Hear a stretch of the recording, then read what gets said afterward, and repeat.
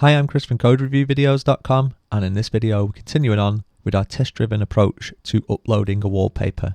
By the end of the previous video, we'd written 3 tests which cover the current existing implementation for our uploaded file type. What we now need to do is incorporate the changes from our untested approach, which is primarily this section here, and the associated default option for the file URI, to ensure that when we go to our edit wallpaper page, we can correctly see our image preview thanks to this twig template. We're also going to need to modify that a touch, but again, there's nothing new here that we haven't already covered in the untested approach. So to begin with, what I'm going to do is I'm going to go into our existing untested implementation. I'm going to take a copy of this and I'm going to pop it in just below, but I'm going to start by commenting the whole lot out.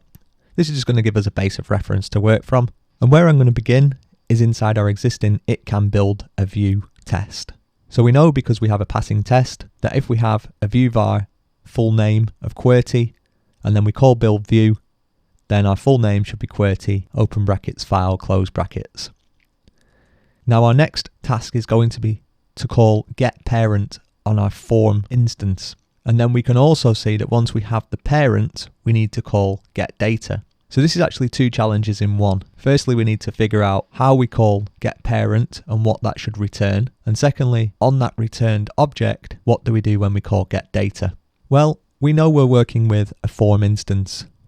Our form object is going to be an implementation of form interface. So if we go and look at form interface, we can see here that one of the methods on that interface is getParent, and that says it returns the parent form. Now this will return either self or null, which is a little bit confusing honestly, but what it's basically saying is self is going to be another instance of form interface. And this is because Symfony's forms are made up of forms inside forms, so like a composite. And it's a little bit tricky as a concept when you first start working with the form, but this is actually a lot of the underlying power of the form also. So this is quite useful to us because now we know that when we call getParent, we're going to get another instance of form interface. Now we can't just go ahead and make use of the existing one, but we can mock another one, which we'll call form interface parent. And so we'll say on our form, when getParent is called, then return the parent. Okay, so we've jumped up from form to getParent. This is where we are currently. And now on that parent, we want to call getData. And again, getData is available because the parent itself is an instance of form interface. And one of the methods on here is to get the data. Now the next question I suppose is, what is the data? Well, we already know this because our get data is going to return some entity, and we can see here that we've already said entity is going to be an instance of wallpaper. But why is it an instance of wallpaper? Well, because our uploaded file type, if we look at the config for our Easy Admin bundle, is a field of our form, and our form is an instance of class wallpaper. So in other words, our form is a child form of that parent form, and the parent's underlying data will be an object of type wallpaper. Now I completely appreciate that's a little bit of a mind bender. Now I'm just going to close down some of this for the moment because it's getting a little bit busy. I don't need all of this open.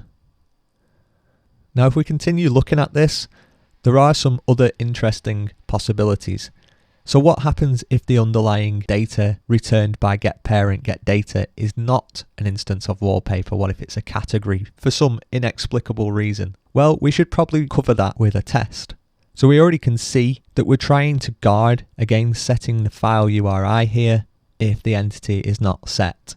Now it'd be interesting to see whether this is a sufficient amount of guard logic to cover the case where we say pass in a category instead of a wallpaper.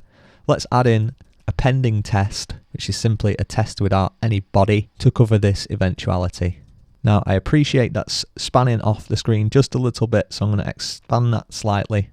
And there's another scenario that we want to cover here, and that's that our file URI key is set to null if we cannot get a file name from our entity. So these are the 2 unhappy paths.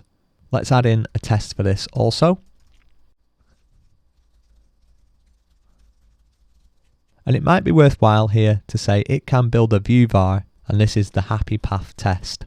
Now you don't need to do that, but it's the way that I like to think about it. Because often when I'm writing code, especially without tests, my mind just laser focuses only on the happy path. And typically most of my life as a developer is spent debugging the scenarios that I should have thought about when things aren't on the happy path. Even with all that said, I like to focus on the happy path because optimism is nicer than pessimism, I suppose.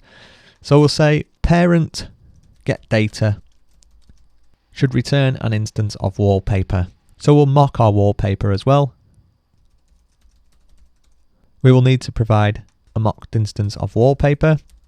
Now we could use a real implementation of wallpaper here, but it's just simpler to use a mock. So wallpaper we know is going to have get file name called on it if we're on the happy path. So get file name will return some fake file.jpg. Now the ordering here is important. Wallpaper needs to be set up so that when parent calls it, it's available, and likewise parent needs to be set up so that when we call get parent, it's available. I like to do all my setup at the top of my test also, so I'm going to move all of that just to the top there, and I'm going to use another one of these assert statements because again we're going to be working with some view vars. I'm going to say assert the same for our view vars file URI. In this case it's going to be /images/fakefile.jpg if everything goes to plan. So there is some brittleness around this, and if we were to move to say Amazon S3, then this would probably break, but the fact it's going to break will be highlighted by our test suite, at least in theory it will be. So I'm okay with it at the moment, as I don't want to sort of over-architect a solution. So where are we with our tests at the moment? Well, we don't have an implementation, so let's run our test again. So we can see the build view test is now failing, and we can see that we have 2 pending tests. Okay, so the 2 pending tests are the tests that we've written that have no body, and we're failing now because file URI is not set. So can we fix this? Let's uncomment the implementation, tidy this up a touch, making sure that we've got the right use statement in there for our wallpaper. Clear that off and run it again. Okay, so we fixed that first happy path test. So we'll tackle each of these remaining tests in turn and see how much of it we can get away with by copy pasting from our happy path test. So I'm going to take a copy of all of that, making sure to be just inside the opening bracket when I paste. That looks okay.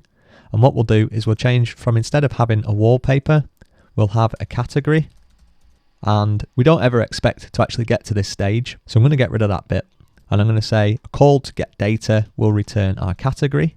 And the issue that we need to address now is what happens to the view vars file URI if we don't get through this conditional.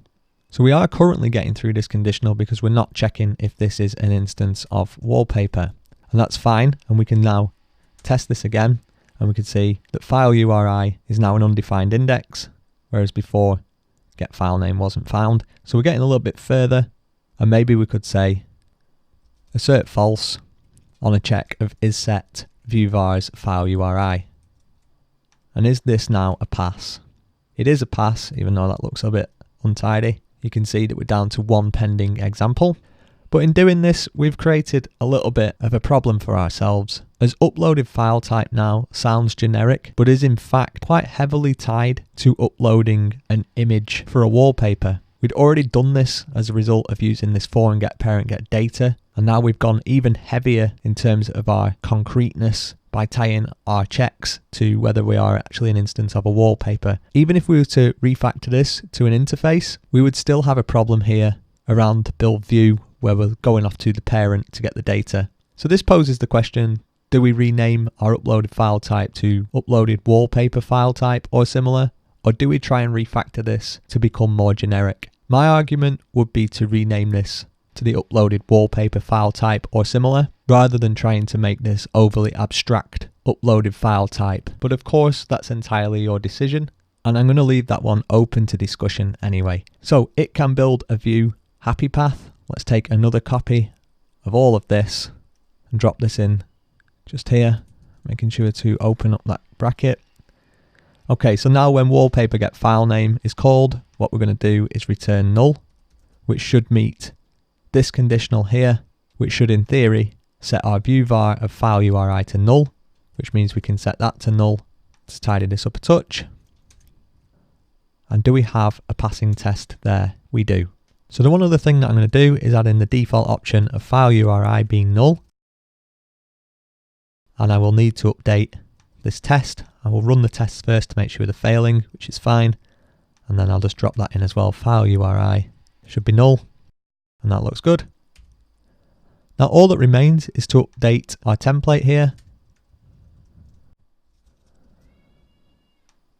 And there's nothing new there. It's purely what we had from our untested implementation. And now if we go to edit a wallpaper, we can see our image preview is there. And if we go back to create a wallpaper, things still work.